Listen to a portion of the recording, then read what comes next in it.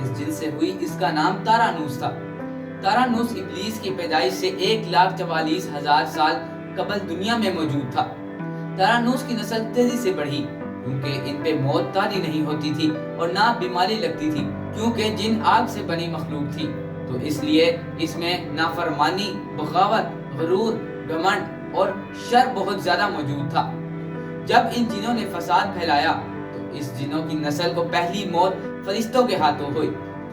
जब इन जिनों को मौत आई तो इनकी उम्र 36,000 साल थी। यहाँ पहली बार मौत की इब्तिदा हुई, इससे पहले मौत नहीं होती थी। दोस्तों, बाद में चलपानीस नामी एक नेक जिन को जिन्नात की हिदायत का जिम्मा सौंपा गया और वो ही शाह जिन्नात करार पाए। इसके बाद हामोस को ये जिम्मेदारी दी गई। हामोस के दौर में ही चलेपा और तबलीस की पैदाइश हुई। ये दोनों अपने वक्त के बेहद बहादुर जिन्नात थे। इन दोनों की ढिठाई इस कदर बढ़ी कि इस कौम के जिन्नात आसमान तक रसाई करने लगे और तीसरे आसमान पर जाकर शरारत करते थे। ऐसे में हुक्म इलाही से फरिश्तों ने इन पर हमला किया और इबरतनाक शिकस्त दी। दोस्तों, इसी लड़ाई में इब्लीस ने हज़रत इस्राईल अलैहिस्सलाम को देखा और सजदे में गिर गया ताकि माफी मिल सके। इब्लीस शुरू से ही एक निडर और ज़हीन बच्चा था।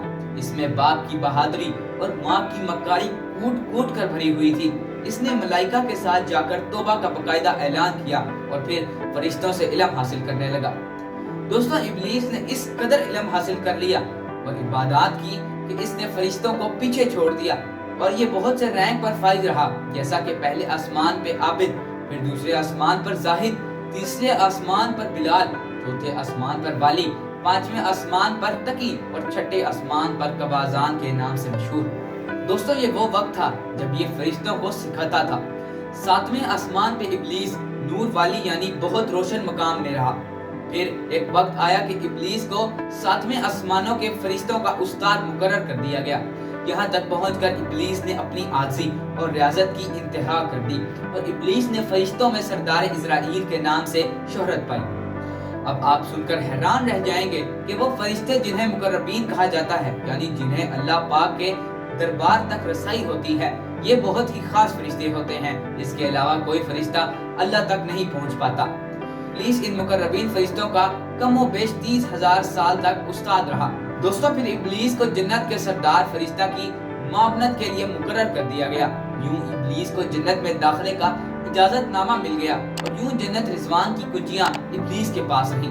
दोस्तों, रिवायात के मुताबिक इब्लीस 40,000 साल तक जन्नत के खजांची की जिम्मेदारियां निभाता रहा। तो नाज़रीन, यही वो मुकाम था जहाँ से एक इबादत गुजार और बरगज़ीदा जिन का शैतान बनने का सफर शुरू हुआ, क्योंकि मकाम रिजवान ही जन्नत में आला तरीन मुकाम था। जैसे ही वो इस मुकाम पर फाइज हुआ तो इसने बादशाहत के ख्वाब देखना शुरू कर दिए।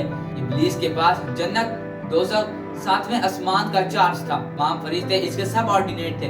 अल्लाह की जानिब से दिए गए इख्तियारात पर शैतान खुद को रब समझने लगा। इस हवाले से शैतान ने कुछ फरिश्तों से जिक्र भी किया, लेकिन फरिश्तों ने इसको रब मानने से इनकार किया तो इब्लीस खामोश हो गया।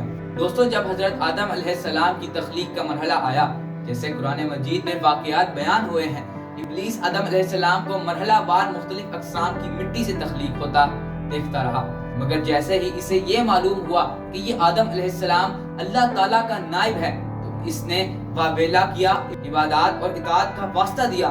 फिर तंज किया कि मुझ जितनी इबादत किसने की है, और आदम अलैहिस्सलाम को सजदा करने से इनकार कर दिया। दोस्तों, तब अल्लाह ताला ने कहा, निकल जा शैतान मरदूद। लानती करार पाने के बाद इब्लीस ने अपनी इबादत और रियाजत का रब करीम से मुआवजा मांगा, जिस पर अल्लाह ताला ने इब्लीस को एक खास वक्त तक मोहलत फराहम कर दी। शैतान ने कहा, जब तक मेरे पास मोहलत है मैं तेरे बंदों को बहकाता रहूंगा।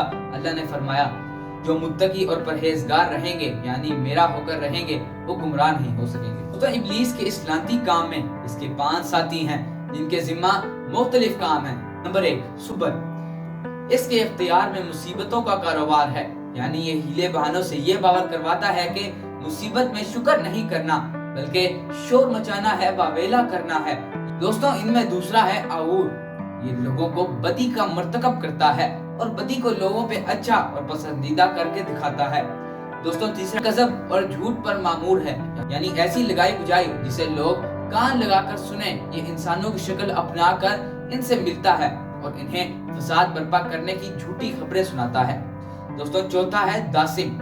یہ آدمی کے ساتھ گھر میں داخل ہوتا ہے اور گھر والوں کے عیب دکھاتا ہے اور آدمی کو گھر والوں پہ غضبناک کرتا ہے، یعنی میاں بیوی کی لڑائی بھی اس کا پسندیدہ مشغلہ ہے۔ پانچواں ہے زکنیور۔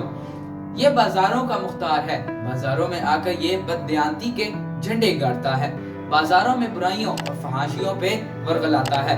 دوستوں باقی باتیں تو الگ ہیں، لیکن شیطان کے بارے میں علماء دین یہ کہتے ہیں کہ شیطان شروع سے ہی سرکش تھا اور اس کو ایکسپوز ہونے کا موقع دیا گیا، یعنی تمام مقامات پر فائز کرنے کے بعد بھی اس کے اندر کا شیطان نہ مر سکا۔ اور اصل بات یہاں پر یہ ہے کہ اللہ کا حکم مان لینا چاہیے۔ جب اللہ کا حکم آ جائے تو وہاں سوال جواب نہیں بنتے، بلکہ سر جھکا کر اس حکم کو مان لینا چاہیے۔ انسان اور شیطان میں فرق ہی صرف یہ ہے کہ شیطان نے غلطی کی اور ڈٹ گیا اور ابلیس کے عہدے پر فائز ہوا، جبکہ حضرت آدم سے غلطی سرزد ہوئی تو انہوں نے معافی مانگ لی اور اللہ کے پیغمبر کے عہدے پر فائز ہوئے۔ اس لیے اس دنیا میں کوئی بھی غلطی ہو تو دوسرے سے فوراً معافی مانگ لیں، شیطان کی طرح ڈٹ نہ جائیں۔ ویڈیو دیکھنے کا بہت شکریہ۔ اللہ آپ کا حامی و ناصر ہو۔ اللہ حافظ۔